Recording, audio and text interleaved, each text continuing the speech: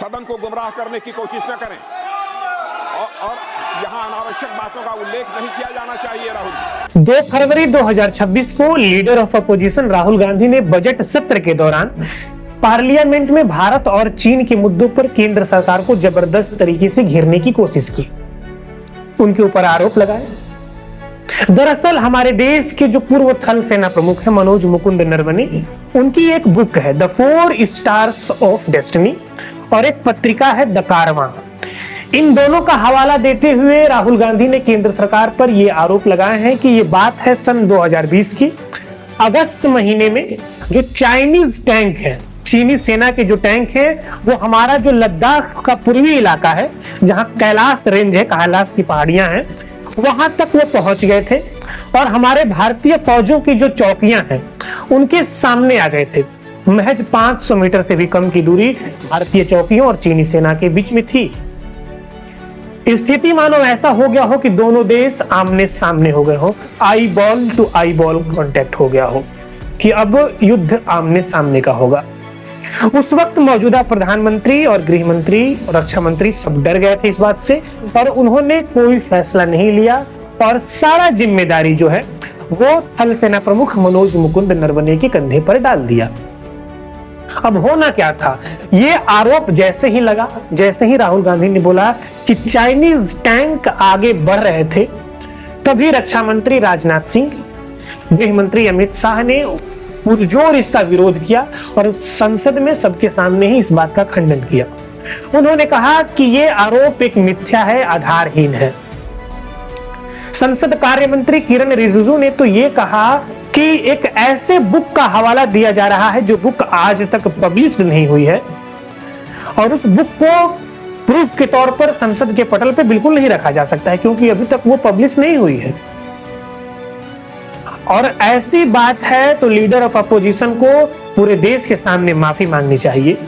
Leader of opposition पूरे देश को गुमराह करने की कोशिश कर रहे हैं और राहुल गांधी को माफी मांगनी चाहिए। वहीं अपोजिशन का भी ये कहना है कि राहुल गांधी 110% सच बोल रहे हैं। ये वर्तमान की जो मौजूदा सरकार है वो सत्य को दबाने की साजिश कर रही है और कोशिश कर रही है। बात होना क्या था, दोनों तरफ से बहुत सारा हो हल्ला हुआ संसद में और कई बार तो इतने नारे लगाए गए कि जो स्पीकर साहब हैं ओम बिरला लोकसभा के, उनको लोकसभा की कार्यवाही को कई बार स्थगित करना पड़ा, बीच में कई बार रोकना पड़ा। और होना क्या था कि जैसे ही राहुल गांधी बाहर आते हैं पार्लियामेंट से, न्यूज में आते ही उन्होंने एक अलग मुद्दा छेड़ दिया। उनका कहना है कि यही कारण है जो मैंने अभी बताया कि केंद्र सरकार पूरी तरह से डरी हुई है, उसकी सच्चाई सामने ना आ जाए, इसीलिए वो मनोज मुकुंद नरवणे जो कि हमारे पूर्व थल सेना प्रमुख हैं, उनकी किताब को पब्लिश नहीं होने दे रही है। तो हमने सोचा कि थोड़ा सा अपने ऊपर भी रिसर्च किया जाए कि आखिर क्या ऐसा हो सकता है। तो देखिए क्या होता है कि आम तौर पर एक जो नॉर्मल किताब होती है उसको छपने में 9 महीने से 2 साल का वक्त लग जाता है, पब्लिश होने में, सॉरी। लेकिन मनोज मुकुंद नरवणे की जो बुक है द 4 स्टार्स ऑफ डेस्टिनी, ये पिछले 2 वर्षों से जो हमारे देश का रक्षा मंत्रालय है उसमें अटकी पड़ी हुई है। ये किताब रिव्यू के लिए गई है। रिव्यू मतलब क्या होता है कि पुनः जांच करने के लिए गई है।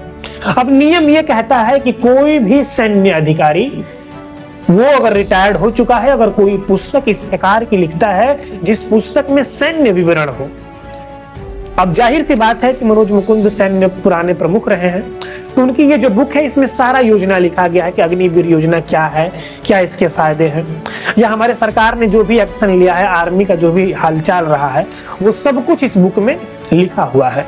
यही कारण है कि रक्षा मंत्रालय अपने तरीके से इसको रिव्यू में अटकाई हुई है अभी 2 वर्षों से।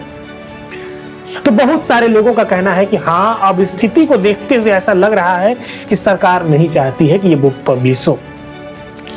तो मोटा मोटा तौर पे सारी कहानी और किस्से यही रहे हैं कि ये बात रहा है कि कल के दिनों में बहुत चर्चे में रहा है।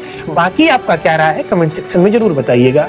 राहुल गांधी सच बोल रहे हैं या बुक को पब्लिश होने का इंतजार करना चाहिए? तब तक के लिए थैंक यू सो मच। जय हिंद आप सभी को।